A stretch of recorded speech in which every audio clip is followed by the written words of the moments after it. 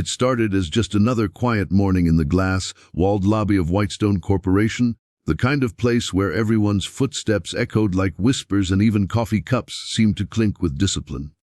But no one there, not the guards, not the executives, not even the girl behind the reception desk, had any idea that a single act of kindness that day would change someone's entire life and catch the eye of the one man who could change hers. Maya had only been interning for 2 weeks, shy, reserved, and constantly adjusting her glasses. When nervous, she spent most of her time hidden behind the reception counter, typing visitor logs and trying not to make eye contact. Her dream was small, simple, just to finish her internship quietly and maybe one day have a desk somewhere upstairs. The CEO, Mr. Brandon Hale, was practically a legend. People said he didn't even notice interns, and that suited Maya perfectly fine. Until that morning, the revolving doors opened and a middle-aged woman entered, alone, holding a small notepad. She looked around uncertainly, then caught Maya's eyes and smiled. When Maya greeted her with the usual company script, the woman hesitated, then began moving her hands in a series of gestures. At first, Maya blinked in confusion until she realized what was happening. The woman was deaf. Maya's heart raced. No one around her knew sign language, but Maya did. She'd learned it as a teenager to communicate with her cousin, who was born deaf. And before she even thought twice, she lifted her trembling hands and began signing back. The woman's face lit up in surprise. For the first time that day, Maya forgot her nervousness. They spoke silently but joyfully, their hands moving in rhythm. The woman explained she had an appointment with the company's design team for a charity project, but couldn't find her contact person. Maya helped her fill out forms, explained everything in sign language, and guided her to the right floor.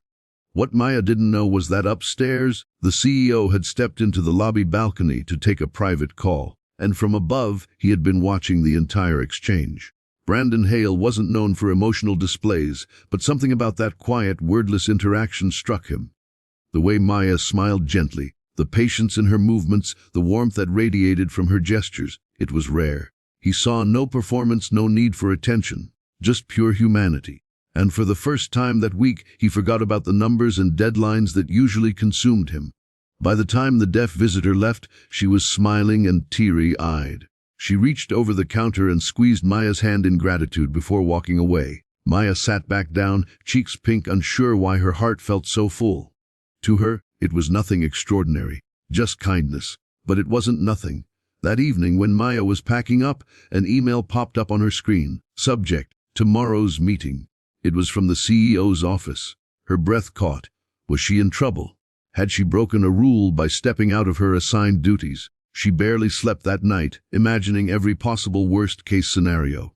The next morning, she walked into the executive meeting room, her palms damp. Brandon Hale was there, sitting at the head of the table. He looked up, his gaze calm yet unreadable. "I heard you helped one of our visitors yesterday," he began. Maya nodded, eyes down. "I'm sorry if I overstepped, sir." She needed help and overstepped. Brandon interrupted, a faint smile crossing his lips. "You reminded me why this company exists in the first place." Maya blinked, confused. He stood, walked closer. "We spend millions on communication, branding, outreach, and yet what you did with your hands yesterday said more about this company than any speech I've ever given." He paused. "Do you know that woman you helped runs a foundation for inclusive design for the hearing impaired? She told me last night she wants to collaborate, with you leading the volunteer team." Maya's lips parted in shock. "My? Yes, you?" Tears stung her eyes. All she could do was nod, speechless. Brandon extended his hand. "Maya, never hide that part of yourself again. What you did wasn't small. It was extraordinary." For the first time, Maya met his gaze and smiled. And at that moment, something in her heart shifted. She realized she didn't need to be loud to be seen. Sometimes, the quietest voices speak the loudest. Weeks later, the lobby that once echoed with silence became a place of change. Maya's small act inspired a company-wide inclusion program.